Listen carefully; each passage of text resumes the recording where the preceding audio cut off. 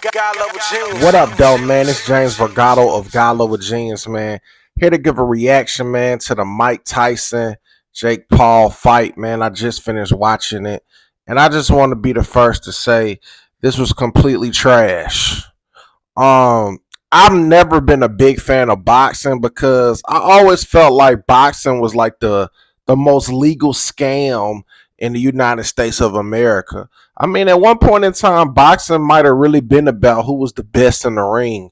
But the bigger your name gets, man, the more finesse gets involved in so much undercover business, the shady, to collect dollars. I wasn't even gonna watch this fight, but after I had finished recording in the studio and I watched a couple episodes on one of my favorite Netflix shows, I looked up and I still had time. So I said, you know what? I'm gonna go ahead and watch it, even though I know it's not gonna live up to the hype. I didn't watch none of the interviews leading up to the fight. I wasn't paying it no mind on the internet what people were saying. I didn't even do a preview, record a preview of what I thought would happen because I already knew wasn't nothing gonna happen spectacular, and that's exactly what happened. Now I was very happy that they chose to do 2 minute rounds, and it was only 8 rounds. I thought that was extremely tolerable for Mike being like 57 and Jake like what 27 something like that. So you basically Mike 60, this dude 30. You know what I'm saying? Let's just round the numbers up. Come on, man. If Mike didn't knock Cuz out in the first round, he was either gonna get hurt bad or they were just gonna do a bunch of hugging and whispering in each other's ear. And that's what happened. Nobody got knocked out, and it was just a bunch of, you know what I'm saying? Ross did that one time on his IG. That was hilarious. He was saying how they don't really be boxing. I used to think when I was younger, I thought that was really like how fast they were throwing their punches.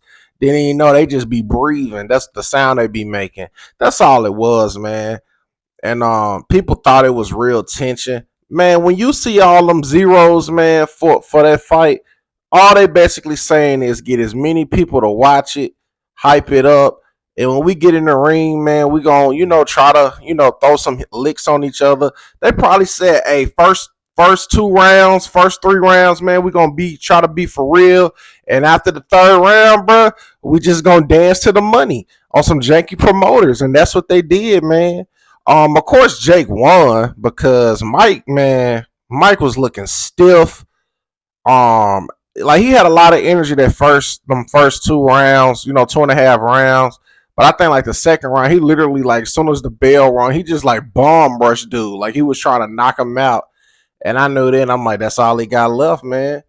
And he had a knee brace on, and this fight was actually tough to listen to because Roy Jones Jr., man, is like cringe. I'm thinking like he sound like the thoughts of a boxer who get knocked out. You know what I'm saying? And they like hearing like the trainers in the background. That's how Roy Jones Jr. sounds when he speaks. Golly, I just started talking crazy because I'm having flashbacks of how he sounded. I had to mute that man while he was talking. Uh, what else, man, about that fight that was, crazy? Oh, Mike kept on like biting the gloves, and I thought his mouthpiece was too small too. Pause. Like it looked like it was stuck in his teeth. Then they asked him after the fight because the commentators was almost arguing, trying to debate. Um, was he doing it on purpose? Because one of the commentators was saying like, "Yo, Mike do that in his fights. Like he bite on his gloves," and the other dude was like, "Nah, man, he really hurt in the mouthpiece. You know what I'm saying? Not working." Then the journalism or reporter, whatever you call him, asked Mike about it and was like, "Yo, what was going on with that?" Mike was like, "This is something I have to do. I like to bite on things. It's just a habit." Dude, crazy, man. But Jake praised him in the fight, you know what I'm saying? And then the last round with like 30 to 20 seconds left almost, he bowed down and showing his graces because they knew like, hey man, we just legally robbed all these fans, man. Shaq was there, Michael Parson from the Dallas Cowboys, a list of other celebrities, Cedric the Entertainer. Like, y'all just wasted y'all money, man. JJ Watts, the former um Houston Texans, you know what I'm saying? DN, he put on the internet, he was like, I can't believe I stayed awake for this, knowing what was gonna happen. And it's like the rest of the world felt the same way.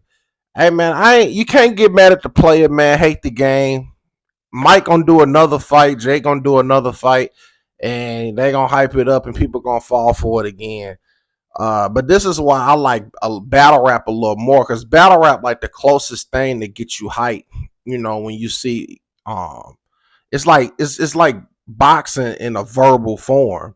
So that's why that's more exciting, because you can still get more of a boxing feel, because nowadays the best boxers don't fight when it's time to fight, and now with so much money on the line, people ain't really trying to like hurt nobody for real.